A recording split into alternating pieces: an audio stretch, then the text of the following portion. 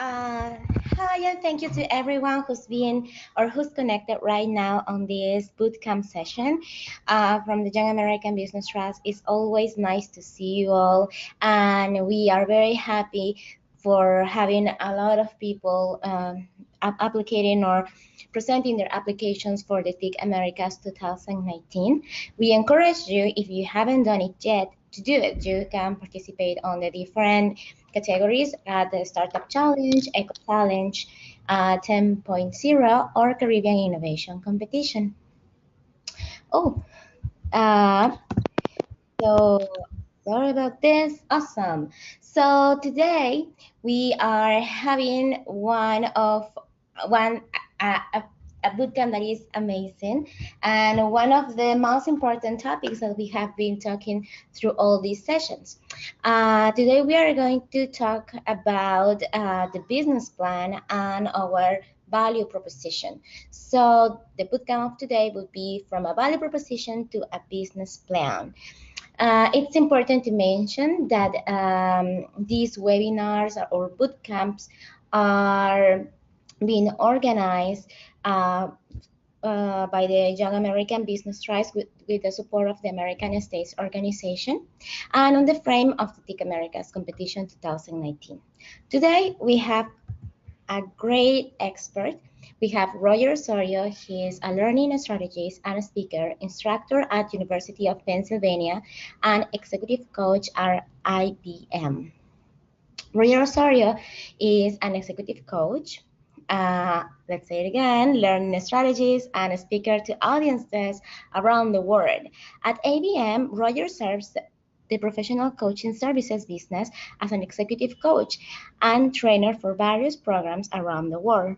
Roger is also a global facilitator for Techstar Startup Weekend, where he has worked with aspiring entrepreneurs all around the world, learn how to take their ideas from concept to creation. In addition to IBM and Techstars, Roger is an instructor at the University of Pennsylvania, where he teaches for one of the executive master's programs.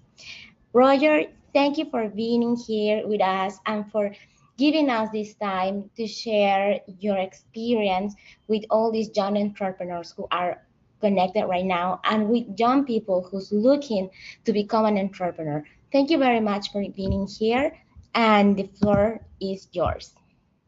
It's my pleasure, and thank you very much for that kind introduction. So I am going to, do I have the screen to share now? Awesome, there it is, perfect. Let me go full screen. Present. All right, and do you see that fully now? Yes, perfect. Okay, cool. All right, everyone. So it's really nice to spend some time with you today, especially ahead of the application process. The mission with these boot camps, and of course mine as well, is to help you have the strongest application possible for the program. And so to that end, I want to discuss how to go from a value proposition to a business plan, which is essentially how to convert an idea into a business in and of itself. And so over the first several slides, I'm going to introduce a few ideas to all of you. And from there, I'm going to then or I'm going to present questions. So what I really want to be able to do is to empower you with powerful questions that will help you. If you can answer these questions, which you can, I mean, these are answerable questions. But when you answer these questions, you will be able to have the content necessary for a strong application, for us, and not just that, but really for very clear understanding of what your solution is and where it could go, which will help you in communicating this idea to anyone, whether it's a potential investor, a potential employee, a potential partner, or whoever it might be.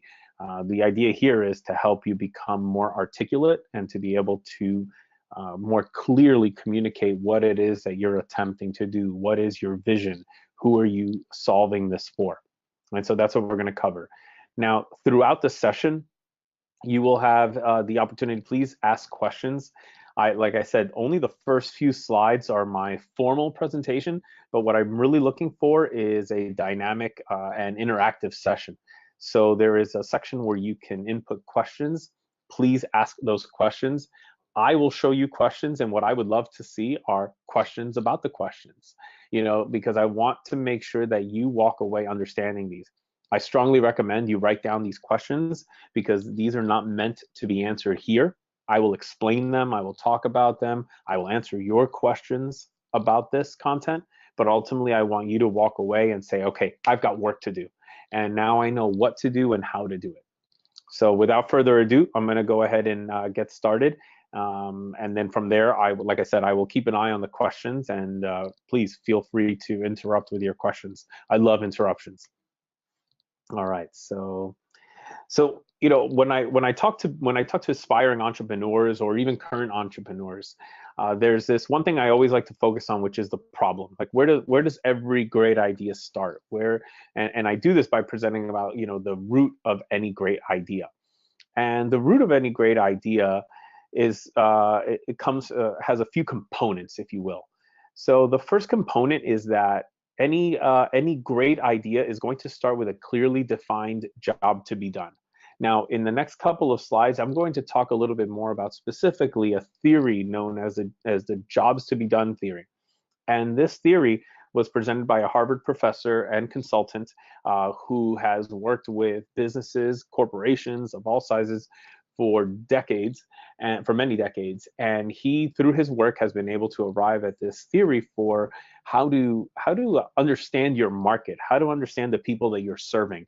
And if you understand them well, then you can design better products for them, better solutions, better programs for them. So at the heart of any business is a very clearly defined job to be done. That means that you have a customer, and your customer has to do something. Your customer, or whoever you're trying to serve, is trying to accomplish something.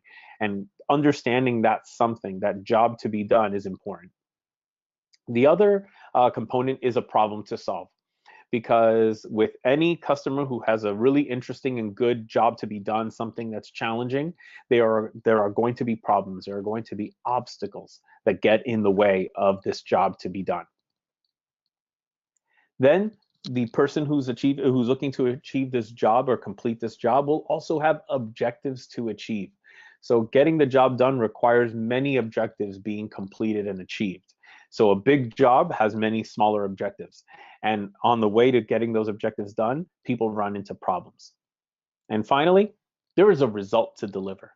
The person that you are helping is ultimately trying to create a result. They are trying to achieve something. If they get this job done, something great will happen. Something good will happen. Something should happen as a result of getting the job done. For instance, if we're talking about, I'm gonna use sports. If we're talking about soccer or football, as it's known around the world, when we're talking about that, the job to be done is to score goals. The result that we're trying to deliver is a win. Now, the cool thing about results is that, or the interesting thing about results is that results are not guaranteed. Just because you did your job does not mean a result will always happen. And that's what happens as you start to move up into more challenging situations. When you have more challenging and ambitions, there is no guarantee that any of this is going to happen. Just like if I am a professional athlete and I am the best footballer in the world, it does not mean that the World Cup is guaranteed to me. And so we have to remember that there is this result to be delivered, that if we do the job well, the result will hopefully come. But all of our customers have these things. All the root of any great idea has these things. Because if we are going to help someone with whatever it is that they're trying to do, these are the four components that they're thinking about it from. They're thinking about it from this perspective. So according to Clayton Christensen, and I really like this quote that he uses. He actually he heard this from a professor when he was a student at Harvard Business School. And it's that people don't want 5mm drills. They want 5mm holes. So when people are looking to engage with your product, your service, your program, your offering, whatever it might be, they are not looking for that program. They're actually looking for what your program can do for them. They're hiring your program. They're hiring your product. They're hiring your solution to help them do something that they need to do. So the person who goes out and buys a drill does not wake up in the morning and say, I really want to buy a drill. I can't wait to go out and buy a drill. the first thing they say is, I need a hole. I need to make a hole in order to put a screw in or whatever it might be to install something. I need a hole. I need a 5 mm hole. That's what I want. That's what I need. And in order to do that, I then have to hire the product called a drill in order to get that job done. When you create a program, when you create a solution, a product, a service, whatever it might be, for profit or not for profit, doesn't matter. Bottom line is that there's value that you're trying to deliver. When you create something, you have to understand what is it that people really want that might bring them to you, to help them. And if you understand what it is that they want very clearly, you can design your solution for them very clearly. And this is the beginning of even being able to get to the point where you have something that you can turn into a business. So when you're thinking about, or into a program, into a for-profit or not-for-profit, I just want to be clear about that, because I don't want you to think this is only about for-profits, just in case you have other ambitions. But at the end of the day, you are creating value. And that's where this session was meant to start, was at that value proposition. But I wanted to make sure I review this, because this is incredibly important for taking a value proposition and converting it into a business plan. If these ideas are not well understood, if you don't know your customer that well, or you don't know the job that they're trying to do, the result they're trying to create, and then the objectives and the problems that they run into, then it becomes very difficult for you to design the proper solution and then scale the solution or market that solution to them. Here are two books that I recommend. So in this first book, Competing Against Luck, this is a more recent book. I believe Clayton published this one in 2016, so it was more recent. And this is the one where he presents fully, the whole book is on the theory of jobs to be done. So the entire book covers that. However, he first introduced the idea of this theory in 1998 in this book called The Innovators Dilemma, which is considered a classic book for understanding how to disrupt, how to identify a problem clearly, a market, and then of course, how to take an innovation and move it forward. And so both of these are very powerful books. If you only have time to read one, I would say read Competing Against Luck, the very first one. But if you have time to read both, or you can make time to read both, read both. The two books are very powerful, very important, and they will help you frame your mind when you're thinking about your solutions, your ideas, your products, your services.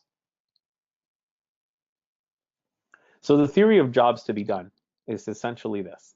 Customers or users want to make progress in some job. So there's a job that they're trying to do, and they're trying to make progress in that job. For instance, I might be trying to, let's talk about university students. The job that a university student is attempting to do is to graduate. And if you really go even a little further, they're not just trying to graduate, they're really trying to get a job. They only go to college because they're hoping after college they can secure a job. So the job to be done is to get a job, to start a career in some field of interest.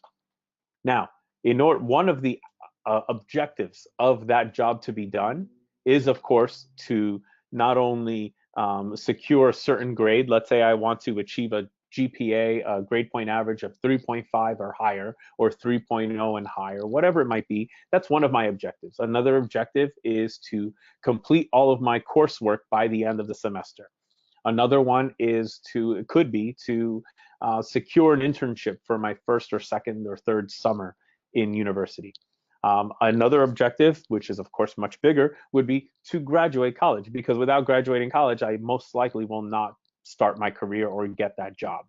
So these are all smaller objectives. The big job to be done is to secure a role in a company or to begin my career. Now, the job to be done may be complicated, and usually is. A very good job to be done, something exciting, is of course going to be complex.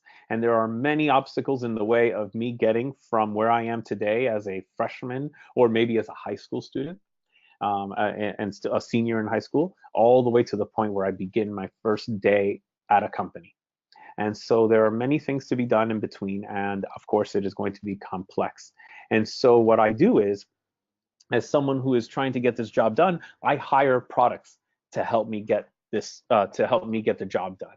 I hire different solutions to help me do that. Some of these solutions, if we start in high school, one of the solutions is a university. Another solution are certain classes, notebooks, pencils, computers, laptops, calculators, perhaps access to research, to additional research, whatever it might be. Tutors, I don't know if I said that one, but there are a lot of things that we can hire in order to go from where we are to where we want to be. And so these are the products that emerge. This is where the market emerges. People start to come up with ideas. Oh, I can help college students with this component of their job to be done, or I can help them with that one. When we understand this, it helps us understand people and what they're trying to do, their motivations a little bit differently. If we simply looked at it as, well, people between 18 and 22 usually go to college, then we're looking at our market not so much for what they're trying to do, what the job is that they're trying to get done, but we simply look at them as young people who are in school. Oh, you know what would really be cool? Let's build that really cool iPad for young people in school. They'll think it's cool, it'll be fun for them, they'll be able to entertain themselves during their breaks, and they can get some schoolwork done. But if I'm really trying to deliver or build a disruptive innovation or disruptive solution or something that will truly be successful in the market, if I can help you secure that job or connect the dots between my solution and the ultimate job to be done, you are most likely going to be, you're going to enjoy my product more, or perhaps appreciate it more, see more value to it. You might even pay more for it, or you might do more work to get it because you can see how it will help you do what you're ultimately trying to do. Yes, entertainment is nice and it's fun, but if it's not a necessity and it's not really going to make the difference between achieving your job to be done or not achieving it, you don't get as excited about it, or you're not going to work as hard. But when you see that I desperately need a tutor to pass this class, you're going to do whatever it takes to get that tutor. You might pay any amount of money. You might meet this person anywhere you have to meet them. You might meet them at any time that you have to meet this person, because this is important to you. And so this is the theory of jobs to be done. If we can understand jobs, or if we can understand our businesses or our ideas, our solutions from this perspective, then we can all of a sudden open the door to many more ways to innovate our own ideas, our own solutions, our own products. So a challenge that I will issue to all of you, and not to do this right now, but I want you to write this challenge down, is to practice stating your idea, your solution, your initiative, or your proposal, whatever it might be, your product, in 140 characters or less. This is the beginning of a business plan in a way, because even before you can hand somebody a business plan, you are most likely going to have to talk to somebody and begin to engage their interest in even wanting to see your business plan. So in order for that to happen, you have to be able to articulate your idea very quickly in a short number of words. And so a challenge that I often issue at events that I teach, I always tell people, explain your idea in 140 characters or less. Because if you can write it in that way, then trust me, you are starting to learn how to find the essence of your idea. And of course, if you understand your customer, if you understand their job to be done, and you understand your solution well, this 140 character narrative becomes very powerful, especially if you can do it in 140 characters. I mean, even if it takes you 200 characters, that's okay. But what the goal here is to keep it as short as possible. So here's the part of the presentation where really, I taught what I wanted to teach, but this theory of jobs to be done, which is very important. But I wanted to now introduce you to questions that I ask of my students at University of Pennsylvania, or when I'm hosting, facilitating startup weekend events all around the world, working with aspiring entrepreneurs. These are the questions that I ask. And these are the questions that when I'm coaching entrepreneurs, I ask these questions, because I need to make sure that they really understand what they're trying to solve here, and that they understand their business, their idea, their ambitions in a very deep and meaningful way. The more clarity you have, the more chance that you have to succeed in executing that idea. It doesn't mean, again, that you will achieve your result. You could work the hardest. You could do the best job possible. But sometimes we're not going to win every game. We're not going to win every World Cup. However, you want to know that you walk away from this having tried the absolute best possible solutions that you could have, and that for whatever reason they did not achieve the result you wanted. But in order to do that, to even get to that level where you're performing at a very high level, you need to be able to have very clear, specific, and measurable understandings of your customers, of their problems, of their jobs to be done, of the results that they want to achieve in their lives and in their professions, so that you can design your solutions to help them achieve those results. So the first question that I wanted to share with everybody is, and this is where everyone can jump in, and please ask questions about the questions if you have them. But who is the person or the group that you are intending to serve? This is your target market, essentially. So who are they? And you want to be very specific when you're answering this. You want to be thinking about not just where they are physically or what age they might be, but what are they trying to do? What is the job that they're trying to get done? Because just because someone does not fit into your age group doesn't mean that they can't be your customer. They might be trying to do something very similar to your customers in the normal age group. They just happen to be outside of your age group. And so when you define your market by the jobs to be done, you find that your market becomes much more broad. All of a sudden, it's not just 18 to 22. All of a sudden, it's people who are in their 30s and 40s and who are trying to find new work. You can create solutions for them as well.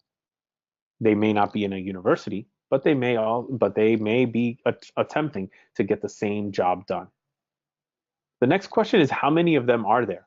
Once you start to figure out, okay, I am trying to serve the people who are looking to begin a career or maybe restart a new career. If these are the people that I'm trying to serve, how many of them are there? How many people are trying to do that? When you look at that number, you find that it is not just 18 to 22-year-olds. All of a sudden, the market gets bigger. All of a sudden, you find that there's people of all ages looking to get into a new company.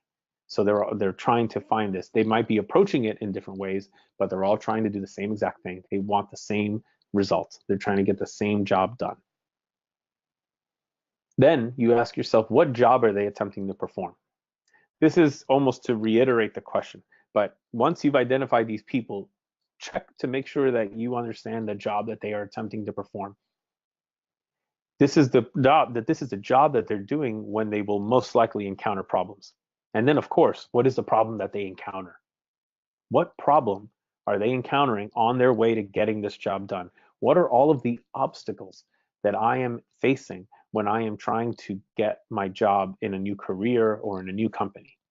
What are my challenges? What are my obstacles? What are my problems? Because those are the opportunities for all of you to solve something for me, for you to solve something, create a solution that I cannot wait to be able to engage with, to find, and then purchase or secure or sign up for, whatever it might be.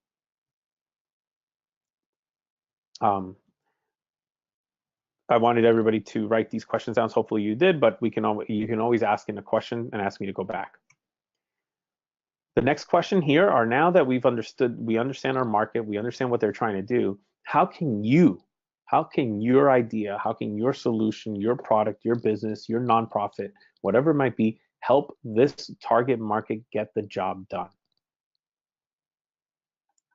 And you have to really think about that. This is where you start to really design your solution. And if you understand the job and all of the objectives and all of the challenges, your product becomes much more specific. Because nobody builds a Google overnight. Nobody builds a Facebook overnight. It takes a lot of time to build something that big, and it often or always starts with something significantly smaller. So you need to understand, what is the job? What is the core, the essence of the job that I'm trying to help my customer get done, and how can I do it? And then start designing solutions. But then having purpose matters so much, and understanding your purpose matters just as much. And to that end, I ask, why is this particular audience important to you specifically? Why does this audience mean something to you? See, there are many people out there, going back to my example of people trying to secure a new job. There are many people trying to secure a new job, but maybe I care more specifically about those that are not in university, those that are in their 40s or 50s. Maybe those are the ones that I care the most about. I understand them for whatever reason, but those are the ones that mean something to me. And so then when I'm designing my solution, I'm actually designing for that particular problem. Those people who have families at home, who have kids, who cannot go to a traditional university. Those are the ones that I want to create solutions for. So I start evaluating that subset of the market a lot more. That audience means something to me. It doesn't mean that one day my solution cannot help all of the people, including university. But what it means is that I've become very intentional and very specific about who I want to target. And then, of course, why is your solution, or why would your solution be important to this audience?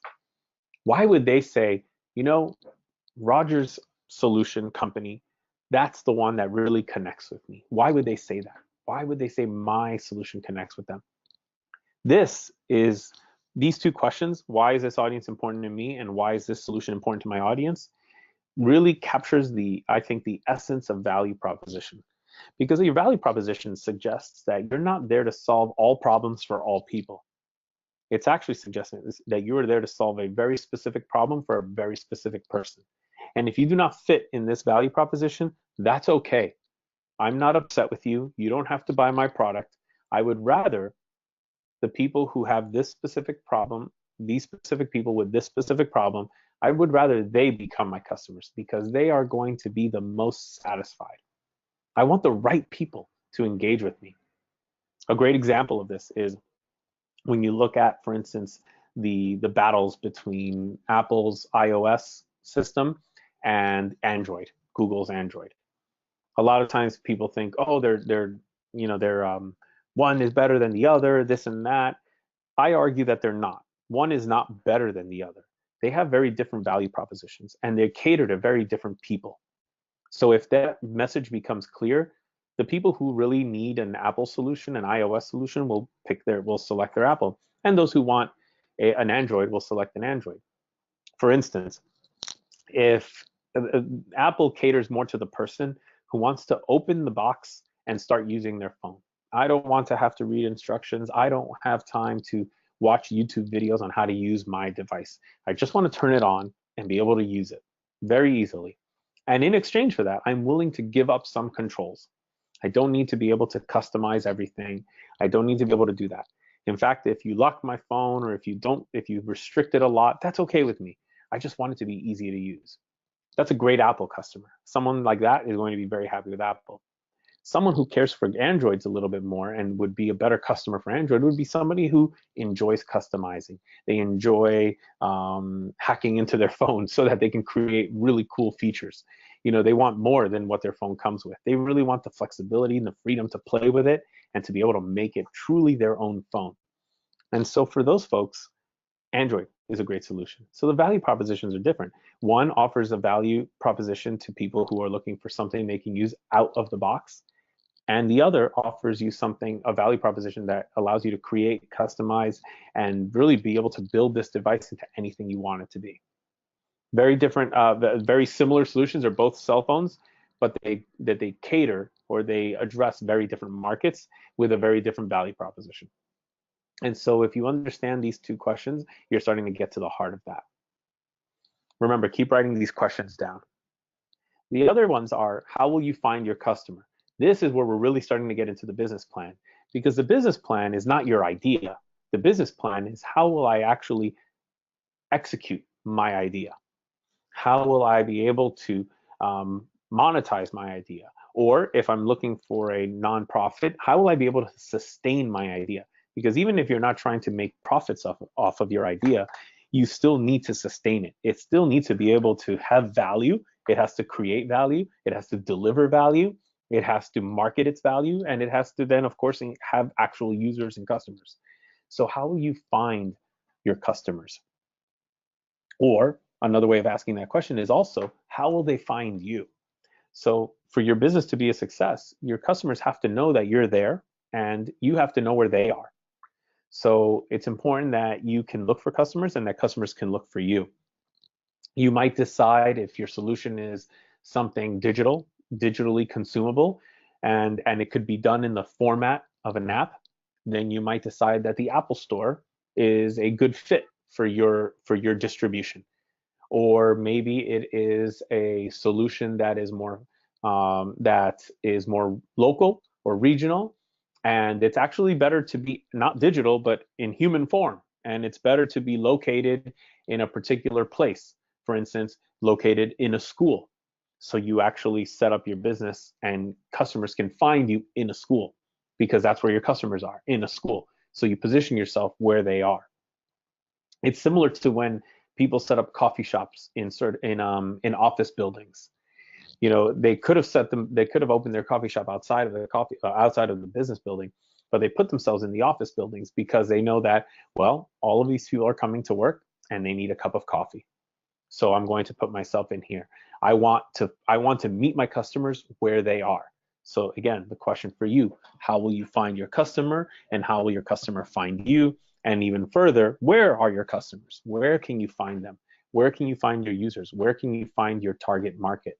What are they doing so that you can find them very strategically? Just advertising on Google using AdWords is not good enough. If you want to, especially at the beginning of any business, you need to be very local, very specific, very hands-on. So you have to be very present wherever you are or wherever your customer is. And it has to be very obvious because they don't know you. They're not looking for you most likely because they don't know you exist yet. So you have to be there with them, the more present you can be. So if I'm opening up my first coffee shop, I'm probably better off opening it inside of an office building because in that way, all of these people are going to be there anyway and they're going to see my brand, they're going to see my coffee. And if they like it, the next time they see it on the street, maybe in 2 years when I finally open up my second location outside of an office building, they're going to say, oh, Roger's Coffee Shop. I drink that all the time at work. And now it's the weekend and they're coming to me. Or maybe they go to a new company and that company doesn't have a coffee shop. They're like, I'm going to swing by Roger's Coffee Shop. Good thing he has a location that's out on the streets. I'm going to go to that location. That's how people get to know you. So that's very intentional. So you have to know where your customers are so you can find them. Another thing to ask yourself when you're thinking about the business plan is, what is the cost of not getting the job done for your customer? So going back to the job, think about, for instance, what happens if you cannot, if me not getting this job, starting my career, going back to my original example of a young person who's 18 years old and wants to start their career sometime in the next 4 to 6 years, and I'm looking for that, and I'm trying to do, that's the job to be done. What if I don't do this? What is the cost to me?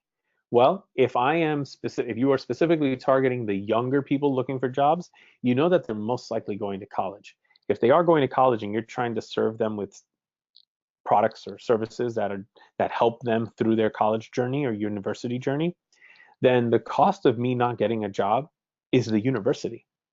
I paid for 4 years of university. I paid for that, and I did not get in. Another cost is not just money, but time. I lost 4 years of my life where I worked to get a job done and I didn't get it done. That's very costly. 4 years of my time, of my life, can also be very costly. Resources, not just financial resources, but maybe others helped me out. The time that others put in, not just me, but my family. So there's many ways that we can measure the cost or opportunities. Perhaps I could have done something else during this time. Perhaps I could have done something else with my youth from 18 to 22. So what is the cost of not getting this job done? This is important for all of you to understand when you're building a business plan, because this is how you start to come up with the value of your solution from the perspective of your customer. The other question is, what is the price that you might possibly charge for this solution? And what are your costs? And of course, as you start to design your solution, you will have a better idea of what your costs are. But the price will most likely be based in part on understanding what this job is worth to your customer. If you understand the worth of the job, the value of the job, you can begin to understand the value of your solution. So this is another way of pricing products. You might have heard of the cost plus method. I take the cost of my product and I add a markup, and that's how I come up with my price. But there's also values-based pricing, where it's understanding, and both strategies are effective, but you have to really understand your customer really well to decide which is the best one, or maybe a hybrid. Maybe it's cost plus value, not just markup, but also a value. And it's, of course, you have to cover your costs always. But sometimes the value of your product is significantly higher than what it costs to make. And when you think about that, all of a sudden it changes the way you look at pricing, fundraising, whatever it might be, that whatever type of organization you're trying to build. If you look at the luxury products market, and you think about a Louis Vuitton product, or another luxury item like that, when you're looking at those items, of course, there's a lot of great quality in the product. So there's definitely a higher cost to those products because of the higher quality. However, you're paying significantly more than the cost anyway. And the reason is because they're trying to help you do a job that is incredibly valuable to you. For instance, that job that you're trying to get done is that you want status, you want social status, you want to be allowed into a group of people that normally you would not be able to get into. You want to be able to communicate a message about yourself, about your income, or about your success. Or there's a lot of reasons why someone would pursue a product like a Louis Vuitton bag or something very expensive, whatever that brand might be. So in the retail market, they know that, they understand that, and that's why they put a very high price on it, because they're helping you achieve your job, the job that you're trying to get done.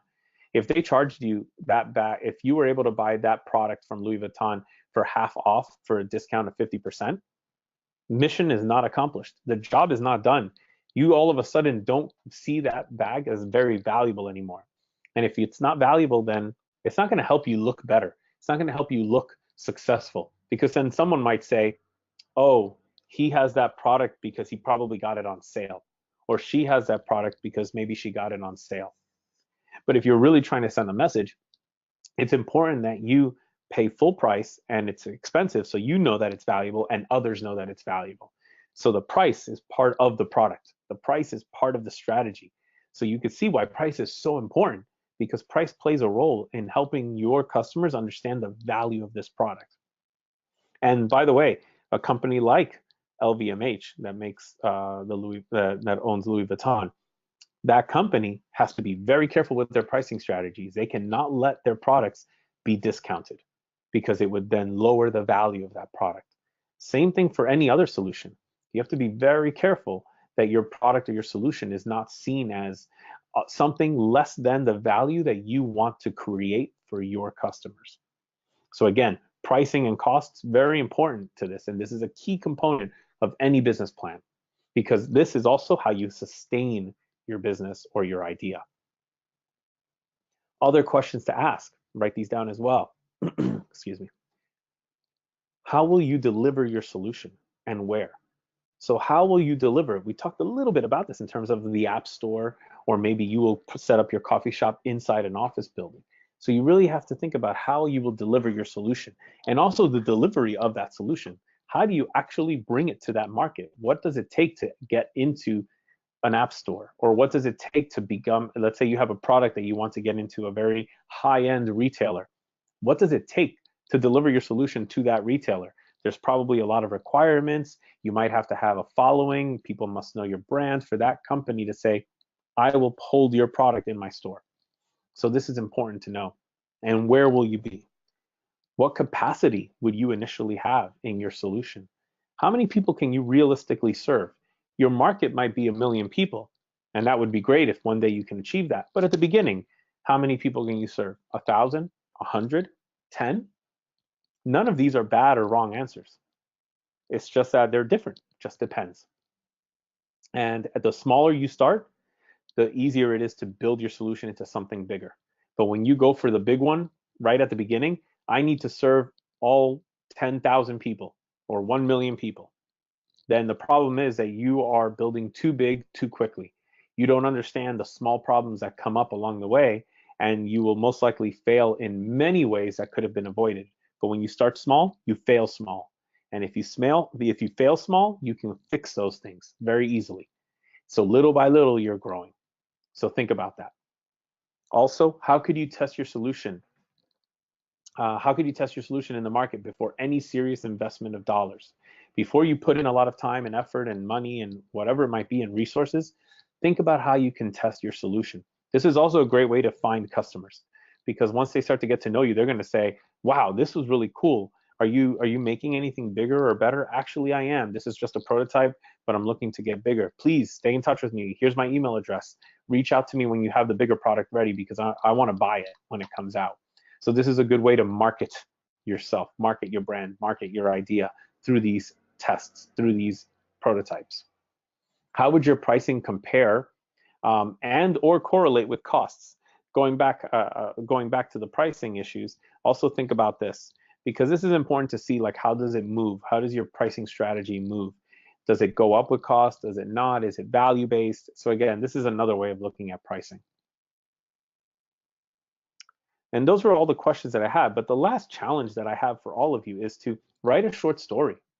Write a short story of how your customer goes from the struggle to firing their current solution, because by the way, they might be doing something already, working with a competitor, working with an alternative, firing their current solution, and lastly then hiring you. How do they get to the point where they bring your solution into their world, into their life?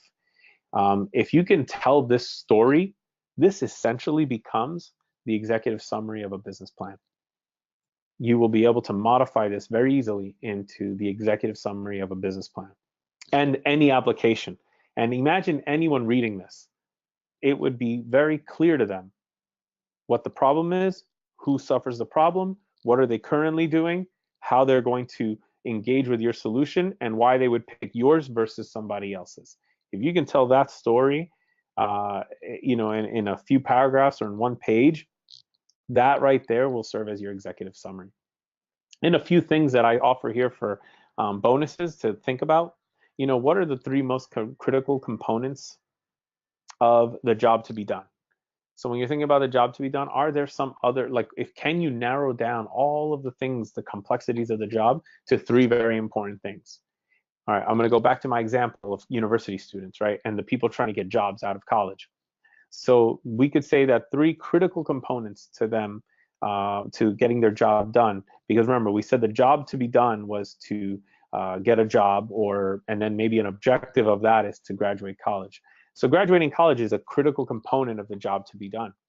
Perhaps graduating at the top of the class is also a critical component. So it's not just finishing college, it's also finishing near the top. And maybe a third component is understanding my interests, finding what matters to me, what topics are my most interested in, understanding what kind of job I want. Because maybe in college, that's where you're going to find your interest. So that's a critical component. If you're designing your solution and you understand those three critical components, you will be able to connect with your audience much better, because they will feel like, wow, this organization, this company, this service, this product understands me. They know me. They know what I'm trying to do. We've all experienced products like this, if you think about it, or solutions or support like this. And lastly, what is this result worth to your customer? What does it mean to your customer to get a job? Financially, it means a stable salary, a good salary, a salary that I can start a family with. Socially, it means that now, people see me as someone who's successful. They take me seriously. They respect me. Emotionally, it could mean that, look, I have my family. I want a family. I want to be able to get married and to have kids and to have a nice home for them and to raise them and to support my parents and support my family. All of these things are very emotional to us. So if you understand your customer that well, again, you're designing with all of these things in mind. And when you do that, customers have a very hard time walking away from you, because they know that you understand them and you're with them for this journey. So I said a lot. I didn't see questions coming through, which is why I kept talking and I went through all the questions. But I do want to invite and open the floor to comments, questions, anything that needs more clarification. I'm going to go ahead and go back to the first set of questions in case you didn't write these down. I'll wait a couple minutes and then I'll go to the next. Roger, just to add to your requests regarding questions, if you want to write a question, you have a chat box also, and you have a little window where you can type your questions. So we are going to be reading them from here. And in case you want to maybe have a say and you want to talk or have an intervention, please, there's a small hand, a green hand that you can click on. So that way we can see that you want to have the microphone open for you, and we will do that. So that you have those options to participate and with the expert today, with Roger. All right, I'm going to switch the screen now to the next set of questions. You can write those down if you want to.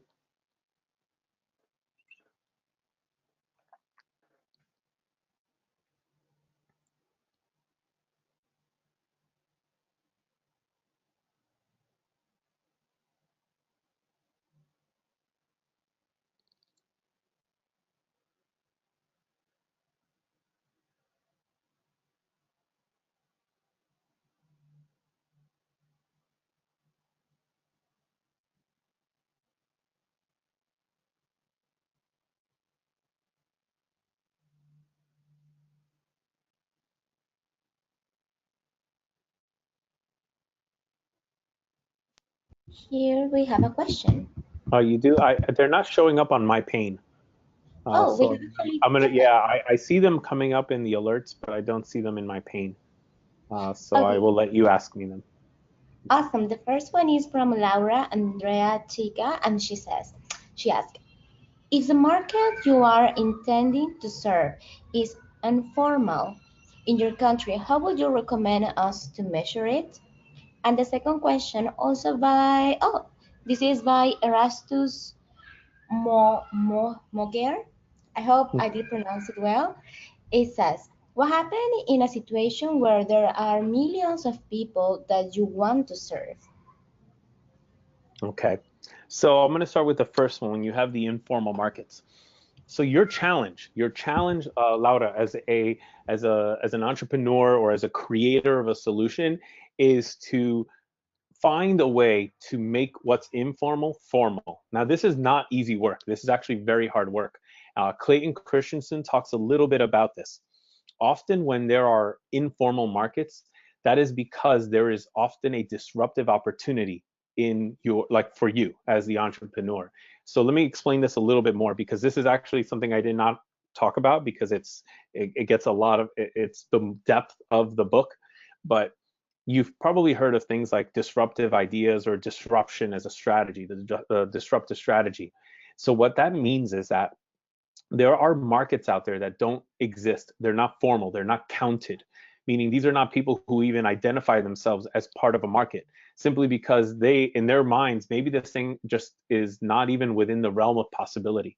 So they don't look for this, they don't actively identify themselves as people trying to find it. In fact, they have given up on even trying to find this solution. But for the entrepreneurs that can find a way to find these people, or believe they're there, or by interviewing, by talking to humans, by whatever it takes to find them, there is a great opportunity, because there are no competitors. No one is paying attention to these people.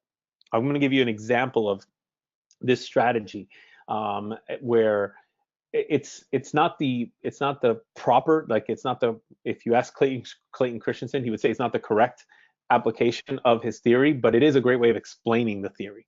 So I'm going to explain it this way. Think about, if you're familiar with Uber, with Uber app, where rideshare services.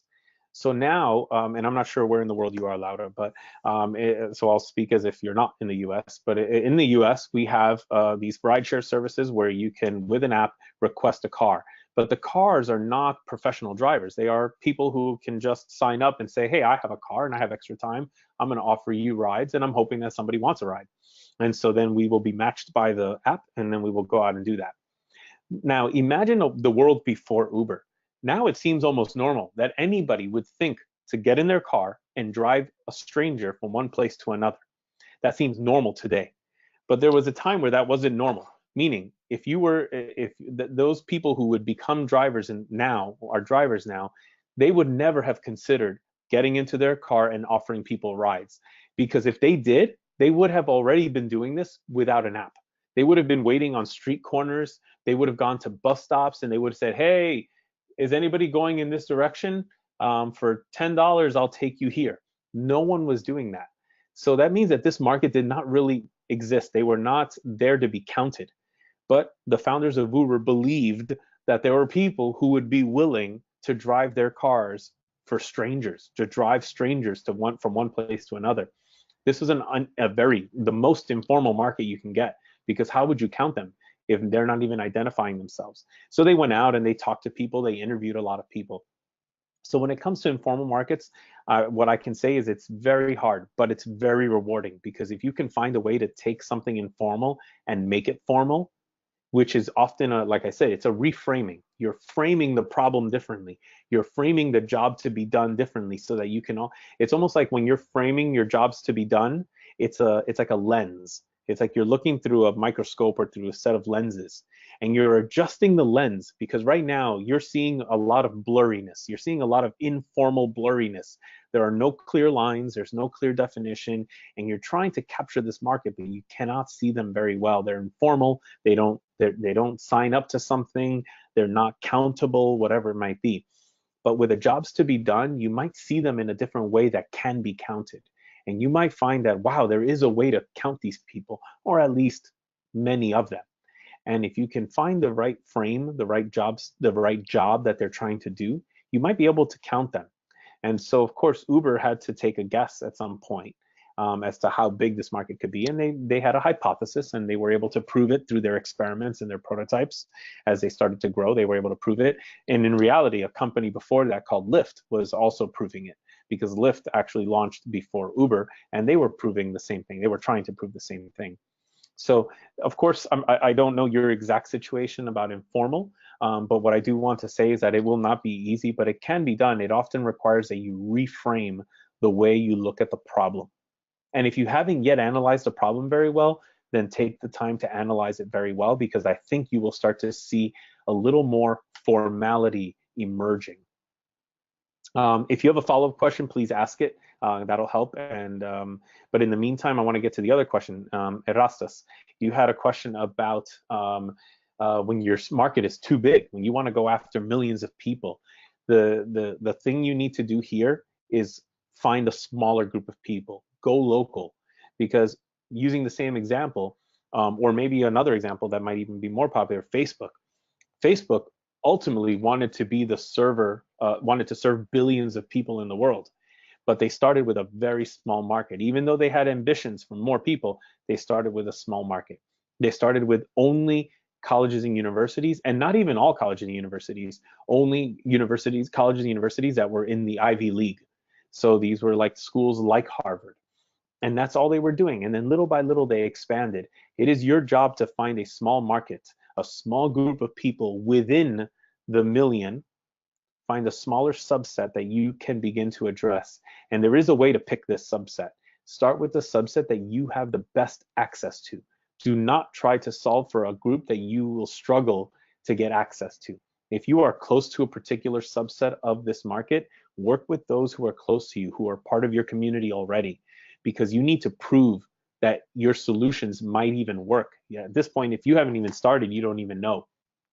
But it takes evidence. And you want to also build momentum. And building momentum is significantly more possible when you pursue a smaller market first. So my suggestion is take that million and find the subsets of the market. And maybe it's regional, maybe you look at it geographically, then pick the ones that are closest to you or that you have the most access to, and serve them and work with them. I think that's what will help you cut that down. But always remember, you're going for the million. Your big goal is still for the million, but you have to start somewhere. Other questions that I can't see in the pane? Yes, actually, there is one more question. Well, we have two more questions. One is from Jennifer Vivas Medina. She's asking, what are the general recommendations if your startup is offering a service and not a tangible product? Especially, what are the details that we need to take in account when doing the section of the brand, since we have no packaging? Yep. That is the question. All right, can you repeat that one more time? Sure. It says, what are the general recommendations if your startup is offering a service and not a tangible product? Especially, what are the details that we need to take in account when doing the section of the brand since we have no packaging and product testing?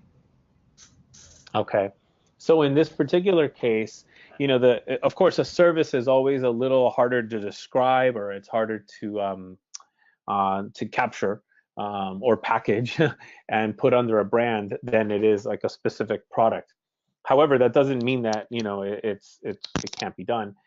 As far as the application is concerned, if you don't have the testing done yet and you don't have the customers, or it's not out there yet, then one of the things you do is you write your plans. Like, where do you hypothesize this could go? How would it look? How might it look?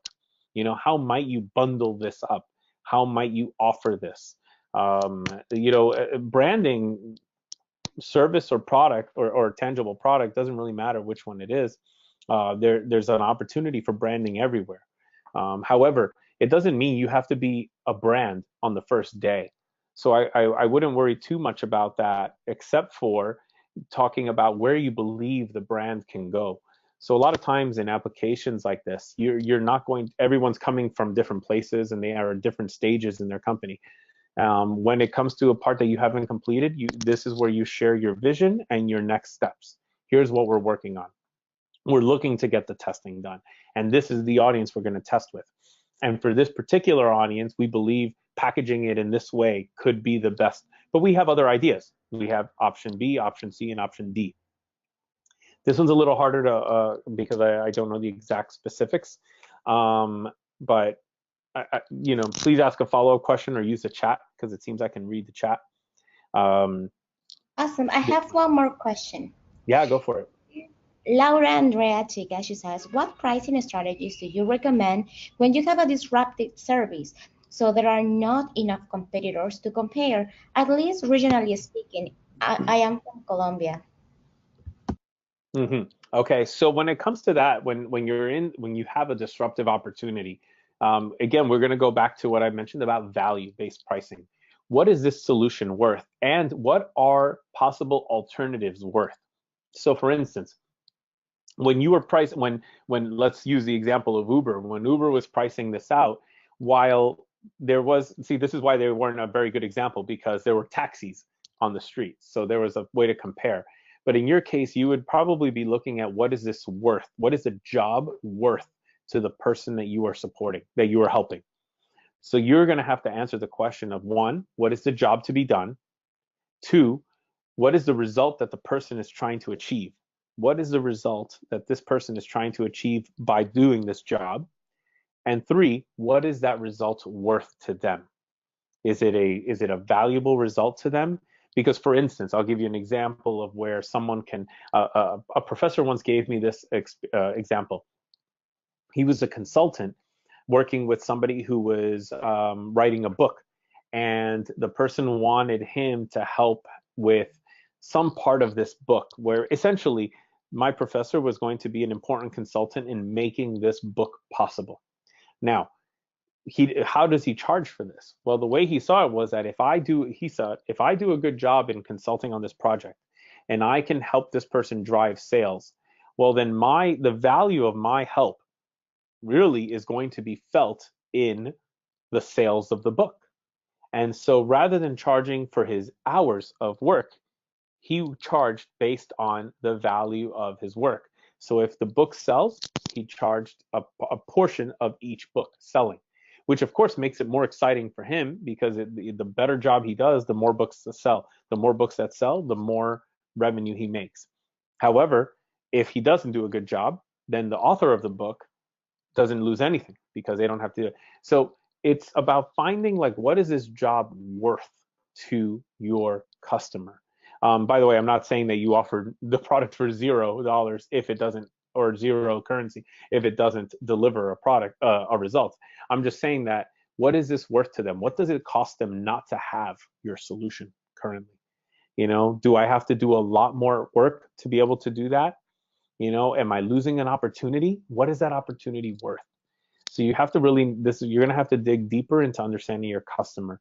And what doesn't matter if it's in Colombia or in Ireland or in the United States. At the end of the day, this is worth something to your target customer, and you're going to have to figure out what it's worth to them so that you can begin to identify a pricing strategy. And remember this is the last thing I'll say about that. Your pricing strategy is not forever. It's an experiment too. You're going to experiment with your price.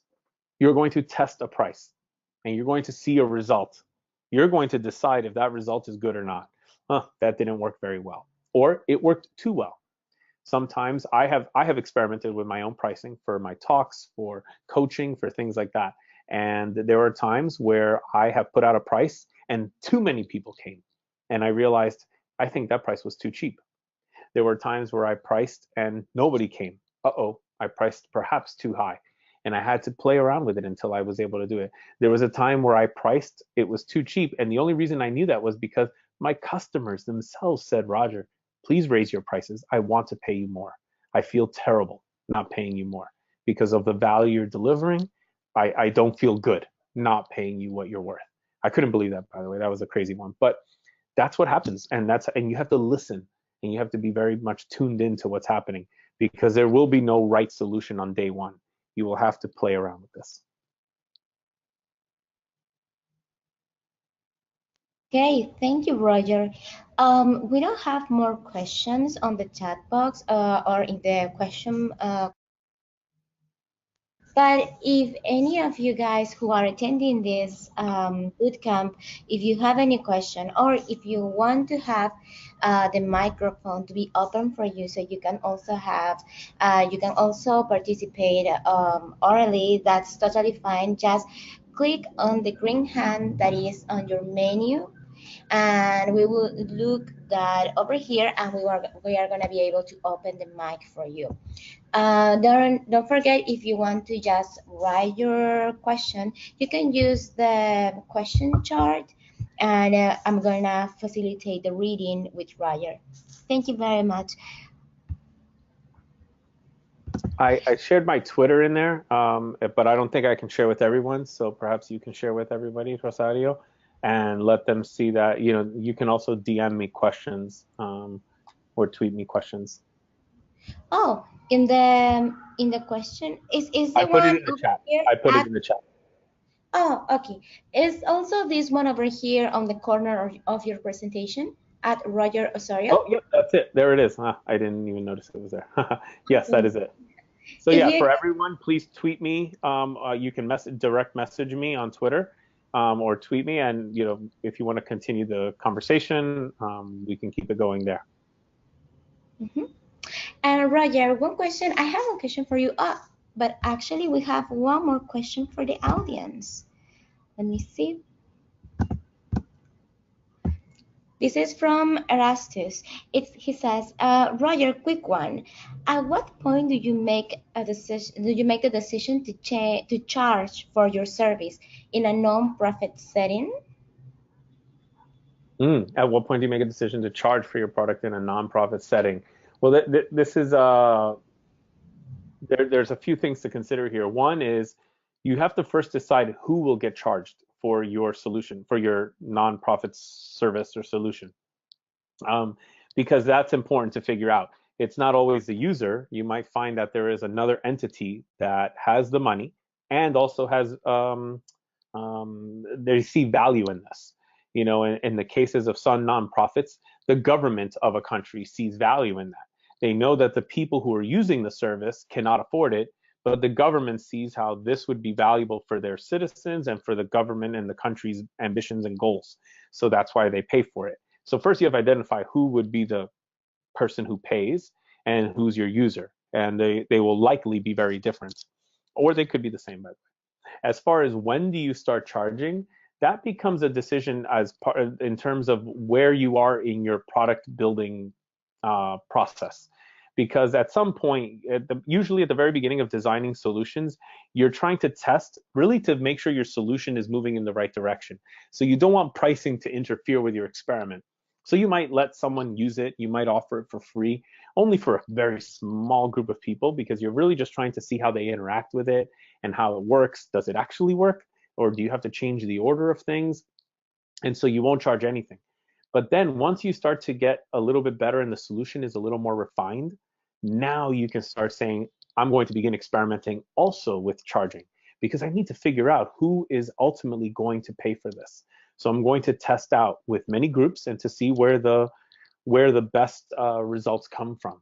You might even charge the user some amount, because you might want to test if they see value in this, because they might think, I want to pay for some part of this.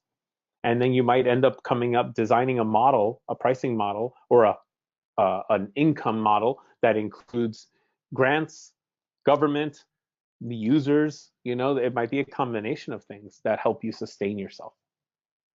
So this is again, not knowing the specifics of the situation, this is what I would suggest. But it really depends on where you are in your product development process. Earlier, I wouldn't play with pricing too much. I would make sure that my service makes sense and it works. A good example of this is when comedians will go to a local comedy club, very small audience, maybe 50 people. They don't charge. They just show up and they ask, hey, can I test my material for 15 minutes? See, they're not trying to test if people will pay for their material and come listen to them. They're trying to test whether the material even sounds funny or not.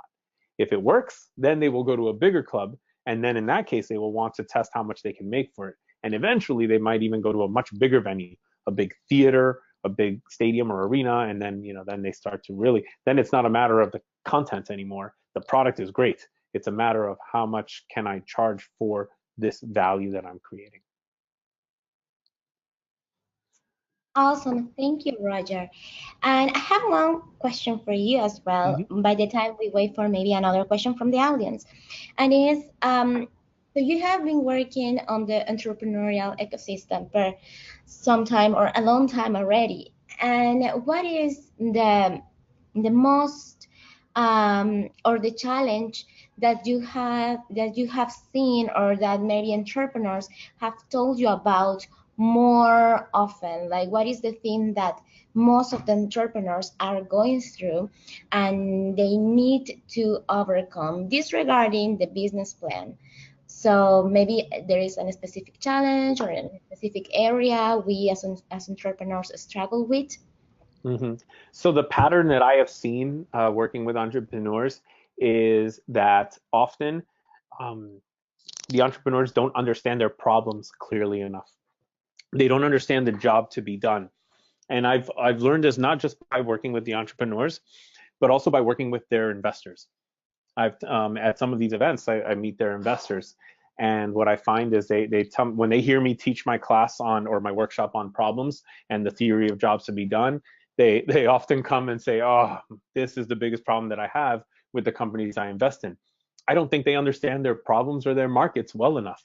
They're just so excited about building their solution. They think their idea is so cool or it's so awesome, and they just don't understand their markets well enough. And so what I would suggest is to become more obsessive about the problem that you're solving and less about your solution. Because if you think about it, the problem that you're solving has been around for a long time and will continue to exist for a long time. You're hoping that with your solutions, you can bring the size of that market down. You hope that you can eliminate this problem one day, or at least bring it down significantly. But one thing will, for a long time, there will be that problem anyway. So, but one thing that does change is your solution. Your solution will change so many times, every year, every couple of years, And so since the solution changes so much, why fall in love with your solution? Why obsess over your idea if it's going to change in a few months or if it's going to change in a few years? But fall in love with the problem, obsess over the problem. If you understand the problems, you are better able to navigate changes in the markets, preferences that change, whatever it might be, because you understand the essence of the job to be done. You know what people really want, what motivates them, and what makes them move and react. And if you understand those things, you will be more successful. But that's what I often see missing. That's usually the biggest challenge that people have, is understanding their markets. Wow, that's actually quite interesting. Plus, if we fall in love with the problem, maybe if the tendencies or if technology change, perhaps we can also update our proposal or our project and have a different kind of solution that can be applied to, right? Absolutely, absolutely. Because technology is changing so fast. So your technology, your solution will absolutely change very quickly. So focus on the problem. That won't go away. Your investment in learning the problem will be will pay off very well because it won't change. So it'll last a long time. So spend time with your problem. Understand your problem. I started offering a lot of solutions to colleges, universities, schools, and the way I started learning about this was by embedding myself in schools as a teacher. I taught middle school math, I taught high school math, and not because I wanted to begin my career as a math teacher. I enjoyed teaching math, but that's not the career I was looking for. I want to be able to understand the problems in a school, the problems around teaching and learning. And the best way I saw to do that was to get into the problem, to become part of the problem. I want to be in it. I want to see it every day. I want to wake up to it every day. I want to leave it every day, have to go and then wake up again and go see the problem every day because that's how you learn about the problems. And now it's a lot easier for me to come up to consult schools or to design solutions and to help other teachers and administrators innovate and solve their own problems because I was there. I know the problems very well. And since I know the problems won't change very quickly, they take a long time to change. I don't have to continue to be in the school. I know the essence and the core of the problems. And I did that by interviewing and talking to everybody and learning as much as possible, observing a lot. Again, I obsessed over the problem. Awesome. Thank you very much, Roger. And thank you for showing us your passion about all this entrepreneurial world and for the things you do. Well, we don't have more questions on the chart, but I don't know if the audience, if you want to have the mic open for you, you just need to raise your hand and we will open the mic for those people. And Roger, I will say what would be suggestion. I mean, in order to start closing the session, that actually was great. And I really want to thank you for your time and for all the knowledge that you have shared with us. If you, if you will have, or if we will ask you to give us a suggestion, like, like a golden tip that maybe as an entrepreneurs we should consider in order to work on our business plan, what would it be? As far as the business plan is concerned, I would say again, the problem, but specifically, I'm going to give you another part of that is capture your problem as measurably as possible. Because a business plan is your opportunity to communicate effectively to someone who might invest or lend you money or whatever it might be. It's your opportunity to communicate to them what it is that you intend to do, how you will measure its success, and how much it could earn or how it will sustain itself over a longer period of time. In order to do that, you need to have your problem understood in measurable terms. Because here's the challenge that I issue to every single entrepreneur. How will I know that you are successful? Now, sometimes entrepreneurs tell me, oh, because I sell a lot of product. Okay, if your goal in life is simply to make money, then mission accomplished. As long as you can sell me garbage and you can convince me to buy garbage, mission accomplished. You've made a lot of money, and that's cool if that's what you wanted to do. But if your mission, if your purpose was to do something greater, was to solve a problem for somebody, then your sales are not an indication of your success. The problem, however it is measured, should improve. Meaning, if you're trying to fix something in education, and let's say the problem you're specifically addressing could be measured by the rate of graduation in certain areas of the United States, well then look, I could have all the schools in these areas sign up for my product and pay me, and I could make a lot of money doing it. But if the graduation rate number does not improve, if more people are not graduating every single year, then am I really successful? So if you want to be able to address that right at the beginning in your business plan, find, or when you're thinking about your problem and researching your problem, find the measurements that you want to obsess over. And if you want to imagine how you would do this, picture your measurements, 3 numbers that you're looking at, and find a way to turn them into a scorecard and keep them close to you, either on your laptop, on a whiteboard, where every month or maybe every week or every day, however frequently you can get an update on that number, however it's measured. Obviously, some numbers are only measured annually, quarterly, but sometimes you can measure numbers weekly and daily. Just depends.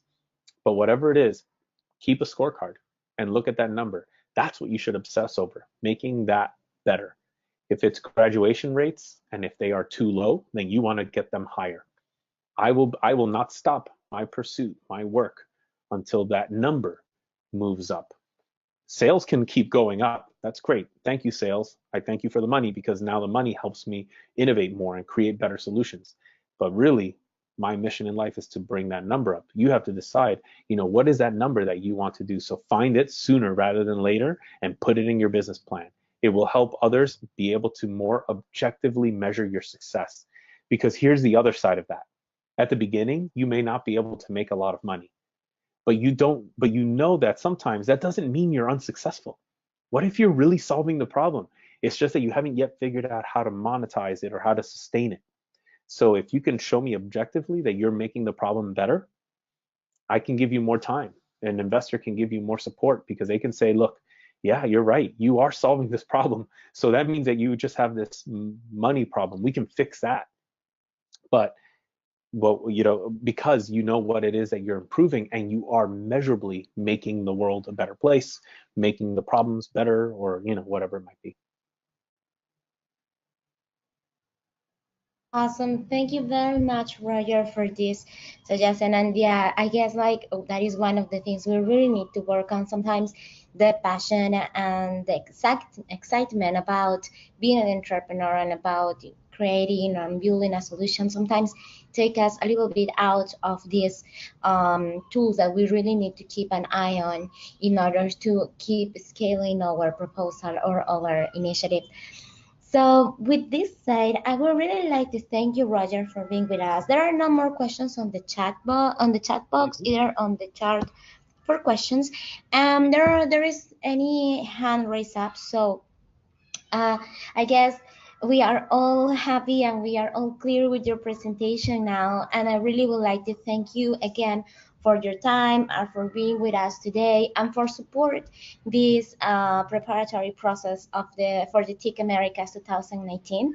It's always great to have experts like you sharing the knowledge with young entrepreneurs who are looking to solve their community issues or make some improvements in their surroundings. There is actually one person here, Maria. Yes, hello, Maria. If you want, you can type the question, so I'm gonna be able to read it.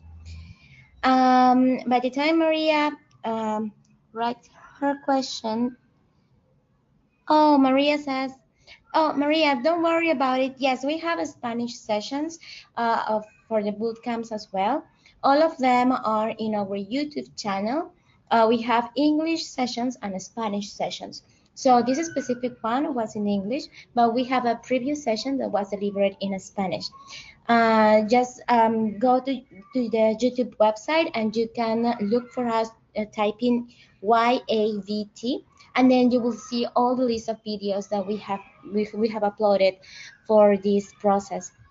Thank you for being here, Maria. Well, and I don't know if you want to say some words before finishing the bootcamp, Roger?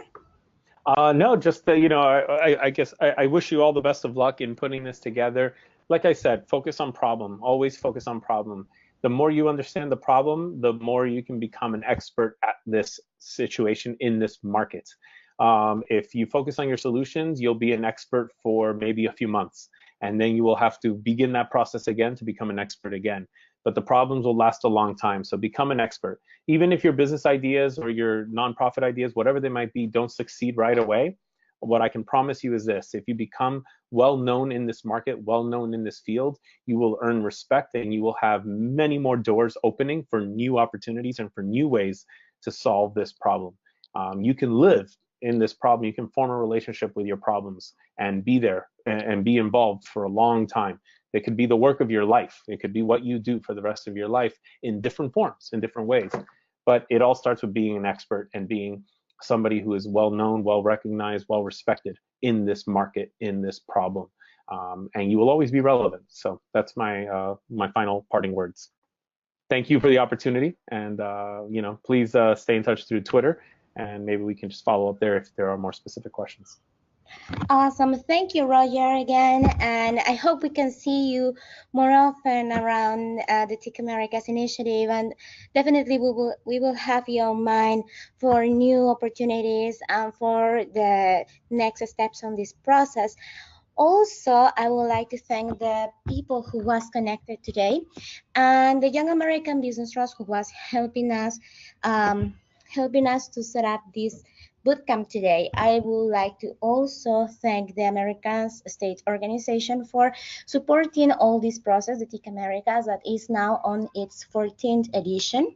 And I would like to invite you all to apply to the different categories that we have: the Startup Challenge, the Eco Challenge 10.0, and the Caribbean Innovation Competition.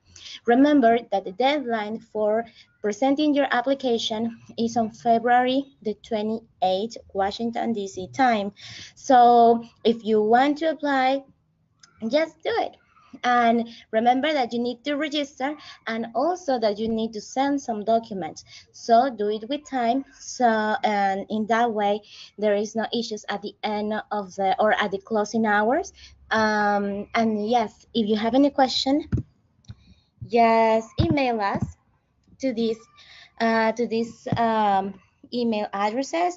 You can email to Edgar Maestra, that is the programs coordinator at the Young American Business Trust, or to me, that I'm the Eco Challenge coordinator. If you want to check a little bit more about what we do at the Young American Business Trust, you can check our website at www.yabt.net. And if you want to know a little bit more about the TIC Americas, how to apply the categories and all the requirements, you can you can see that in our website with www.ticamericas.net. Also, follow us on Facebook, Twitter, and Instagram. Over there, you are going to see all the pictures from the previous editions, and hopefully those pictures will encourage you to apply this year. Thank you to all, and see you soon on the next bootcamp session. Have a great day. Bye-bye.